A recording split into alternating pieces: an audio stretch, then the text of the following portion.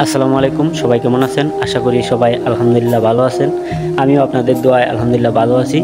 তো আজকে আপনাদের সামনে আমি চলে আসছি, আপনাদেরকে আমি যে কাজ করি ফ্যাক্টরির মধ্যে সেই কাজের আপনাদেরকে ধারণা দেওয়ার জন্য।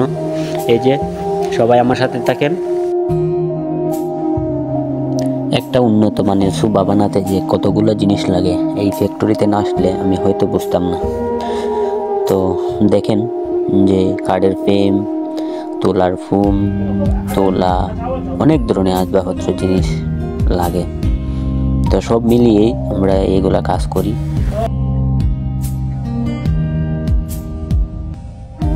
আপনাদের মনে একটা প্রশ্ন জাগতে পারে, কারণ এখানে কোনো কাজের মানুষ নাই। তো কাজের মানুষ ছিল, ওরা সবাই চলে গেছে। তারপরে আমি ভিডিওটা করছি যাতে সুন্দর হয়, সুন্দরভাবে যাতে আপনাদের সামনে উপস্থাপন করতে পারি। তো দেখতে দেখতেই দেখেন চলে আসলাম। সুবা যে বানানো হয়েছে এগুলা এখান থেকে বানিয়ে এখানে সাপ্লাই দেওয়া হয়েছে, এখানে প্যাকেট করা হবে। তো এগুলা সুবা কিন্তু মোটরের সুবা, কারেন্টের সিস্টেমে চালু করা হয়।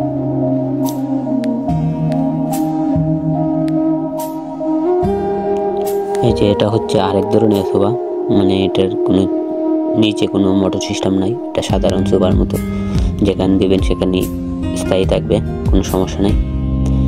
অনেক ধরনের ডিজাইন কালার করানো হয় এগুলোর মধ্যে।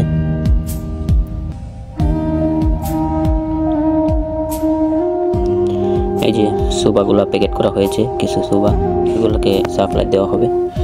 তো অনেকগুলো সুবা এখানে কাজ করা হয়, প্রত্যেকদিন 2টা টাক ভরে ভরে নেওয়া হয়। বিভিন্ন জাতের জিনিস, এখানে অনেক জাতের জিনিস লাগে। একটা কোম্পানি যে চালায় সে বুঝে ভাই যে কোম্পানির কতগুলা জিনিস লাগে। আমি সবগুলোকে একটা একটা করে দেখাইতেছি আপনাদেরকে, আপনারা যাতে ধারণা নিতে পারেন যে ইতালিতে আইসা মানুষ কী কাজ করে কী কাজ না করে, এগুলোর ধারণা দেওয়ার জন্য ভিডিওটা করা হয়েছে।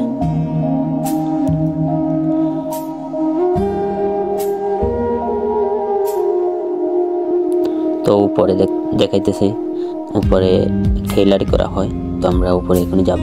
তো চলে আসলাম উপরে, এই যে টেইলারি করা হইতেছে।